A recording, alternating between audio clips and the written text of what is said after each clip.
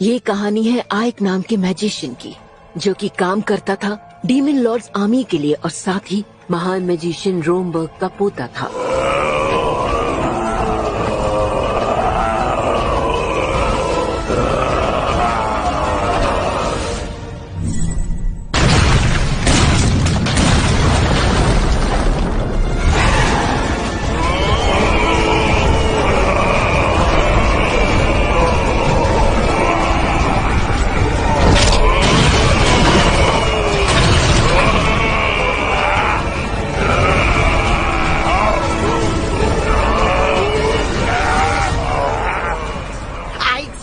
हमें किले का दरवाजा तोड़ देना चाहिए। तो नेक काम में देरी किस बात की?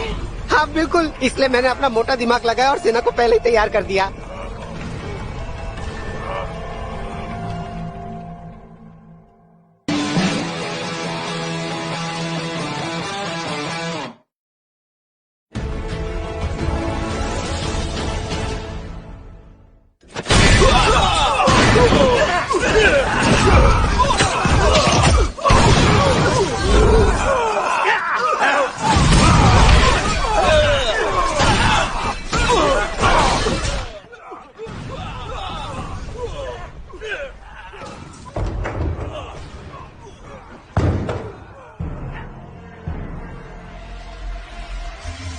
मैं जानता था कि तुम यहाँ जरूर आओगे, डीमन लॉर्ड्स आर्मी के कमांडर। हाँ, मैं हूँ डीमन लॉर्ड्स आर्मी की 7वीं ब्रिगेड का कमांडर आइक, जिसे कोई हरा नहीं पाया। अब तुम्हारे पास बचने के सिर्फ 3 रास्ते बचते हैं। पहला, सरेंडर करो और पूरी टेरिटरी हमारे हवाले कर दो। दूसरा, खुद अपनी जान लेकर सम्मान की मौत मरो। और तीसरा, जब तक मैं खिड़की से बाहर का खूबसूरत नजारा देखूं, तुम जान बचाकर भाग निकलो। अच्छा, शैतान होने के बावजूद मुझ पर एहसान दिखा रहे हो। माफ करना, पर मैं तुम्हारे बताए रास्तों पर नहीं चल सकता। मालूम था ये आसानी से नहीं मानेगा। अब भुगतो।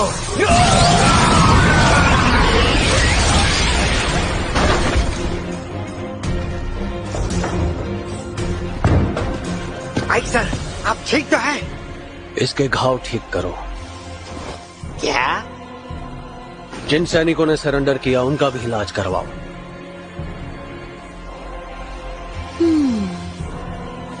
पलक झपकते ही आर्सेनम खत्म। सोचा नहीं था कि सिर्फ एक हफ्ते में आर्सेनम हमारा हो जाएगा।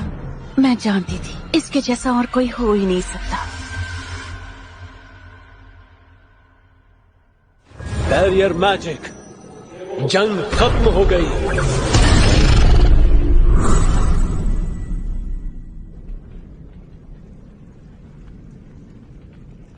अगर मैं ये कहूं कि इतने लोगों को मौत के घाट उतारने का मुझे अफसोस नहीं, तो इससे बड़ा झूठ हो ही नहीं सकता। और वैसे भी मुझे जंग और लोगों का खून बहाने में खुशी नहीं मिली। वो इसलिए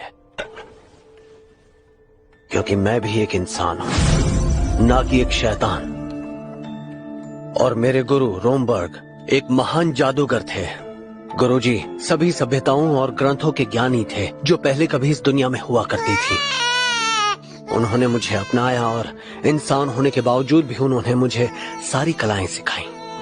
गुरुजी ने मुझे हर तरह का ज्ञान और जादुई कला के बारे में बताया, लेकिन अपने आखिरी पलों में उन्होंने मुझे गौर देकर कहा कि उस खोई हुई सभ्यताओं के बारे में किसी को ना बताऊं, वरना तबाही मच जाएगी।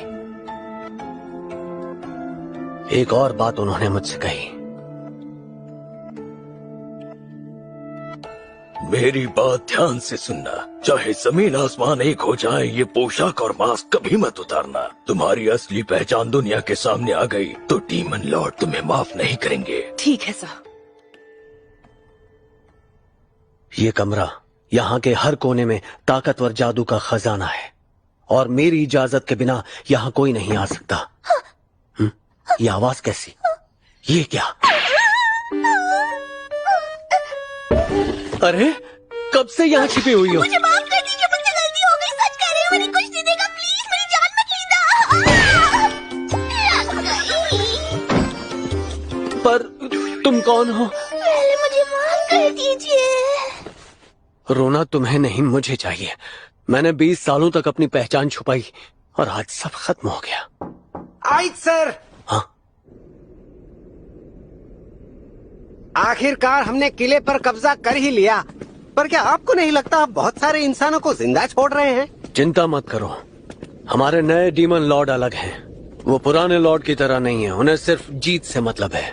मगर बाकी लीडर्स का कहना है कि हम इस शहर में रहने वाले लोगों के गले काटकर पूरे शहर को जलाकर राख क्यों नहीं कर देते? अगर हम सभी को मार डालेंगे तो फिर टैक्स किससे लेंगे? तुम भूल गए क्या, आर्सेनम व्यापारों का शहर है। अगर शहर में कोई रहेगा ही नहीं तो फिर आपस में लेन देन कौन करेगा? हाँ, आपकी बात में दम है सर, लेकिन हम आइक सर, हम आपसे कुछ बात करना चाहते हैं। आइक सर के सामने खड़े होकर तुम लोगों की बात करने की हिम्मत कैसे हुई? बोलो क्या बात है? हम बस ये जानना चाहते हैं कि डीमन लॉर्ड की आर्मी को हमें कितना टैक्स भरने की जरूरत है। जितना आज तक भरते आए हो। याद रहे, अगर किसी ने टैक्स भरने में आनाकानी की तो वो मेरी सजा से बच नहीं पाएगा। समझ गए ना सब?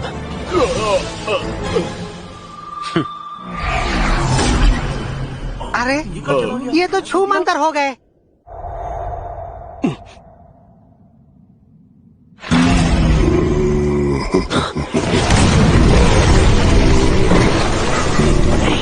अरे नहीं,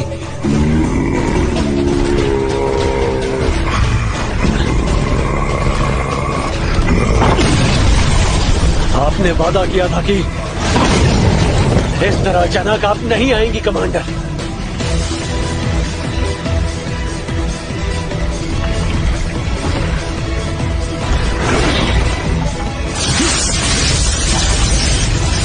तो फिर ये लो।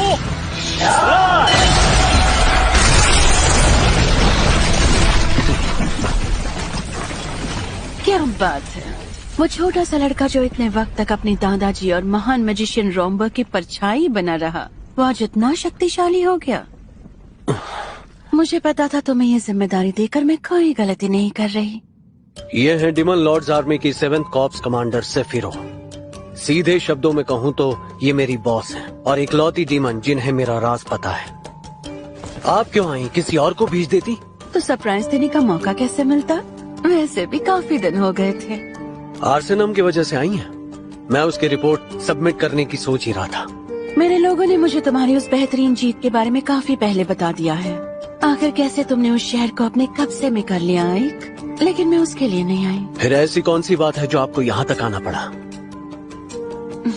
दरअसल बात यह है कि डेरोकोटे ने तुम्हें मिलने के लिए बुलाया है।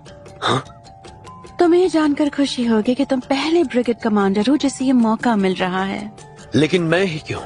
इसकी वजह ये भी हो सकती है आई कि एक ही हफ्ते के अंदर तुमने आर्सेनम पर कब्जा जो कर लिया। तो इसीलिए मुझे यहाँ आना पड़ा ताकि तुम्हें अपने साथ डीमन लॉर्ड के किले में ले जा सकूं। अभी इसी वक्त? सवाल कम करो और अपना हाथ मेरे कंधे पर रखो। तुम तो बड़े अदब वाले निकले। मुझे लगा था तुम मौके का फायदा उठाओगे। ऐसा कभी नहीं होगा।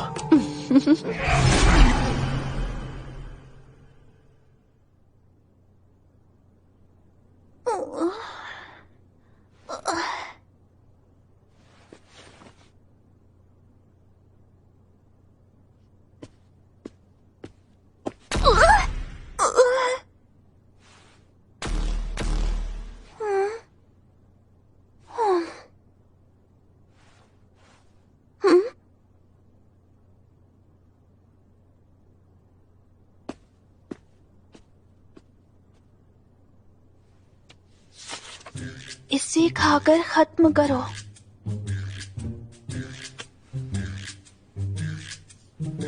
हाँ। कितना टेस्टी है।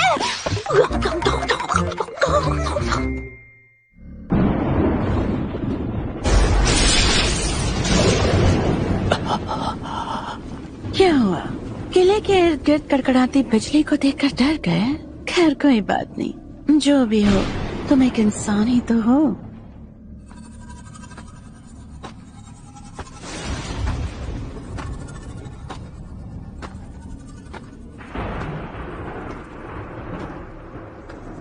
कमांडर, दरवाजे पर खड़ा ये गार्ड किले के अंदर जाने वाले हर मैजिशियन को चेक करता है क्या? अब उसका काम ही यही है। तुम्हें क्या लगा था डीमन लॉर्ड से मिलना इतना आसान होगा कि बिना कोई पहरेदारी के तुम्हें अंदर जाने देंगे? फिर तो आपको इसे रोकना ही होगा। अगर मेरा राज बाहर आ गया तो लगता है कि वो मेरा नकाब और पोशाक जरूर उतरवाएगा। तुम उसकी फिक्र मत करो, मैं हूँ ना, सब संभाल लूंगी।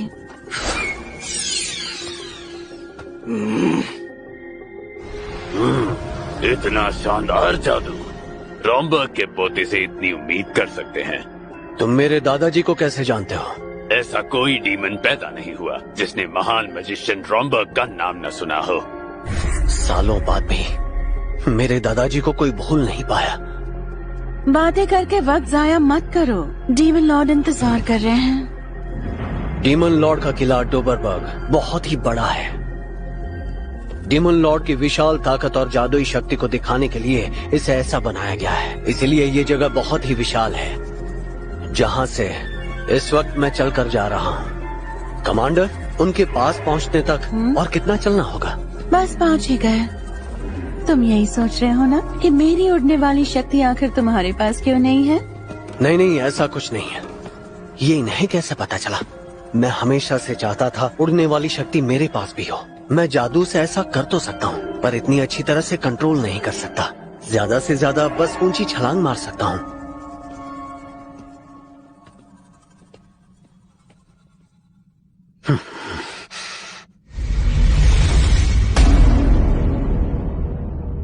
आइक, तुम थोड़ी देर यही इंतजार करो, मैं उन्हें तुम्हारे आने की खबर देकर आती हूँ।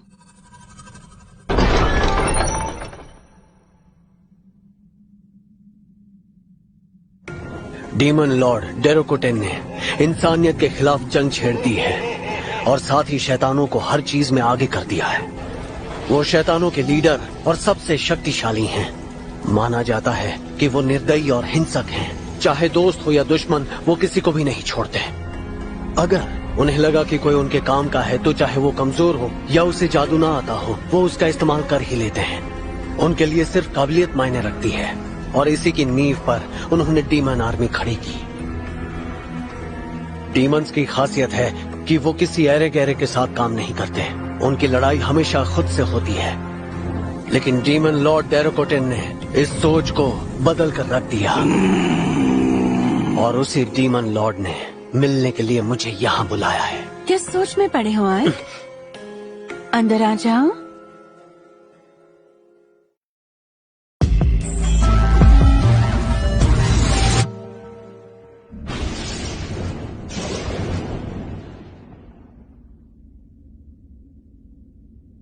तो तुम ही हो वो आइक जो कमांडर सेफिरो के अंडर है?